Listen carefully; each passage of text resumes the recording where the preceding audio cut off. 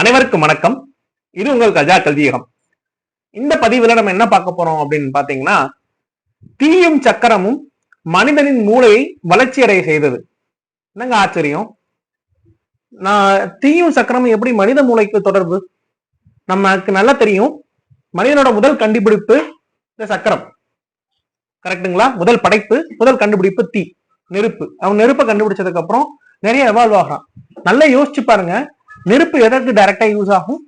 S, you are right. நெருப்பு டைரக்டா குக்கிங்க்கு use ஆகும். அகைன் நம்ம யோசிச்சோம், சக்கரம் டிரான்ஸ்போர்ட்டுக்கு யூஸ் ஆகும், இடம் பெயர்தலுக்கு யூஸ் ஆகும் அப்படின்னு பார்த்தா அதை தாண்டி அது பானை செய்வதற்கு அதிகமா பயன்பட்டது. ஓகே, ஒரு உணவு சமைத்தல் மூலமாக நமக்கு நிறைய கிலோ கேலரிஸ் நம்ம பயன்படுத்துறோம், சரிங்களா? Cooking and food processing. எடுத்துக்காட்டா ஒரு 100 கிராம் பொட்டேட்டோல, உருளைக்கிழங்குல நமக்கு 77 கிலோ கேலரி கிடைக்குதுன்னு வச்சுக்கோங்க. இதை சமைத்தால் நமக்கு 90 கிலோ கேலரி கிடைக்கும்.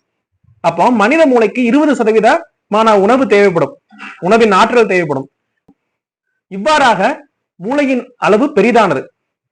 இதுக்கு இன்னும் நல்ல சான்று சொல்லணும்னா, நம்ம ஆரம்ப காலகட்டத்துல மனிதனுக்கு மூதாதையர் என்னவா இருந்தாங்கன்னா ஆஸ்ட்ரோபெத்திகஸ் ஹோமோ ஹாபிலிஸ்.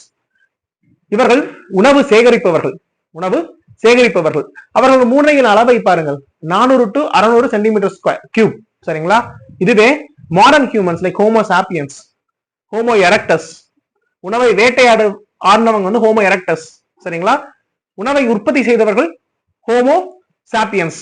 சோ இவங்களோட மூளை சைஸ் பெரிதானது. சோ குக்கிங் ஒரு கிரேட் இன்ஃப்ளூயன்ஸ் பண்ணுச்சு அப்படின்றது தான் இந்த வீடியோவோட முக்கியமான கண்டென்ட்.